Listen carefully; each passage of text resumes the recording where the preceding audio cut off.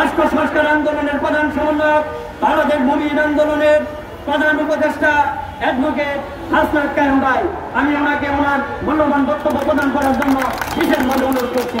এই মুহূর্তে দরকার রাষ্ট্রের সংস্কার, ভূমিহীনদের দরকার রাষ্ট্রের সংস্কার, বাঁচার জন্য দরকার রাষ্ট্রের সংস্কার।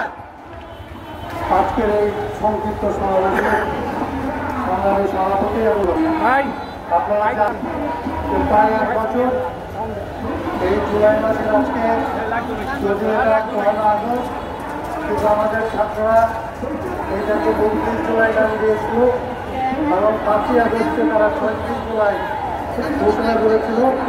কারণ তখন তারা এই জুলাইকে বিজয় অর্জনের আগ পর্যন্ত জুলাইকে তারা শেষ করতে রাজি হয় নাই।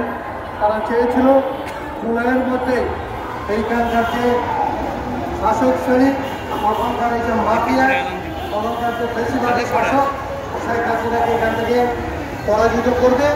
এবং একই সাথে এই ছাত্রদের আরেকটা দাবি ছিল যে তারা বাংলাদেশে যেই ক্ষমতার কারণে, যেই জবাবদিহির ক্ষমতা কাটানোর কারণে, যে সংবিধানের কারণে, যে আইন কানুনের কারণে এই এক ব্যক্তি তার ইচ্ছা মতো রাষ্ট্র পরিচালনা করতে পারে, যারা ধনী তাদের আরও ধনী বানানোর জন্য, যারা গরিব তাদের কাছ থেকে আরও টাকা তুলে এই ধনীদের কাছে খরচ করার জন্য তাদের হাতে তুলে দেওয়া, এবং তারা নিজেদের খরচ করে এইখানে অপচয় করে যেই টাকা শেষ করতে পারে না সেই টাকা যাতে তারা বিদেশে পাচার করতে পারে, এই যে ব্যবস্থা তারা করেছিল সেই ব্যবস্থা তারা পরিবর্তন চাইছে। আজকে 1 বছর, এই 1 বছর ধরে এই আইন কানুনের সংস্কার, এই সংবিধানের সংস্কার, এই সমস্ত লুটপাটের বন্ধ করা, এইগুলির কথা ছিল। কিন্তু আপনারা জানেন, প্রত্যেকে তার জীবন দিয়ে জানেন যে 1 বছরের মধ্যে আওয়ামী লীগের যে 1 বছর আর অন্তর্বর্তীকালীন সরকারের যে 1 বছর, তার মধ্যে আকাশ পাতাল আমরা কোনো পার্থক্য পাই নাই।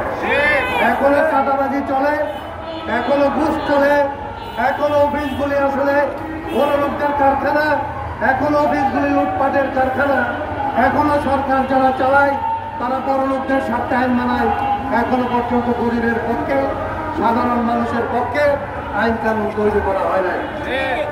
এই আইন কানুন তৈরি করার জন্যে, এই সংবিধানের সংস্কারের জন্যে আমাদের সন্তানেরা জীবন দিয়েছে, আমাদের ভাই বোনেরা জীবন দিয়েছে, আমাদের ব্যবসায়ীরা জীবন দিয়েছে। এবং হিসাব করলে 100 জন মারা গেলে তার মধ্যে 90 জন মানুষ আমাদের গরিবের সন্তানেরা। এই গরিবের সন্তানেরা জীবন নেই, আর বারবার এক সরকারের বদলে আরেক সরকার আসে, এই বিজয়কে তারা বেহাত করে তাদের নিজেদের স্বার্থে, আমাদের সন্তানের রক্তকে তারা ব্যবহার করে, আমাদের লাশকে, আমাদের সন্তানের লাশকে তারা তাদের স্বার্থে ব্যবহার করে। এই বাংলাদেশকে বদলানোর জন্য আমাদের সন্তানেরা এবার জীবন দিয়েছে। এরা যেরকম গতবার যেরকম আমাদের বাচ্চারা এই জুলাই মাসকে শেষ হতে দেয় নাই, এইবার আমরা বলতে চাই আমরা 24 সালকে শেষ হতে দিব না।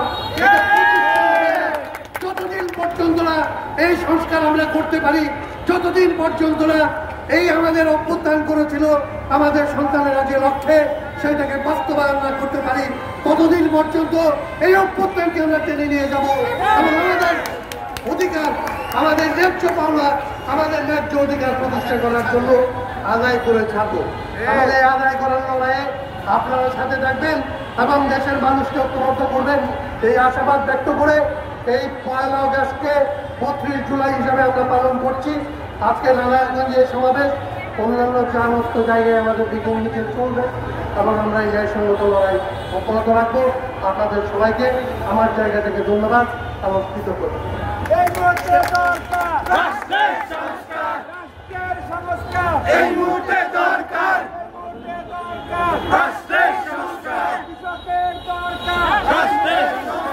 সম্মানিত অতিথিবৃন্দ, এখনই আদান দিবে। আদানের পূর্বে এই সভার সম্মানিত সভাপতি জিয়াউল ইসলাম সুমন ভাই সমাপনী বক্তব্য রাখবেন।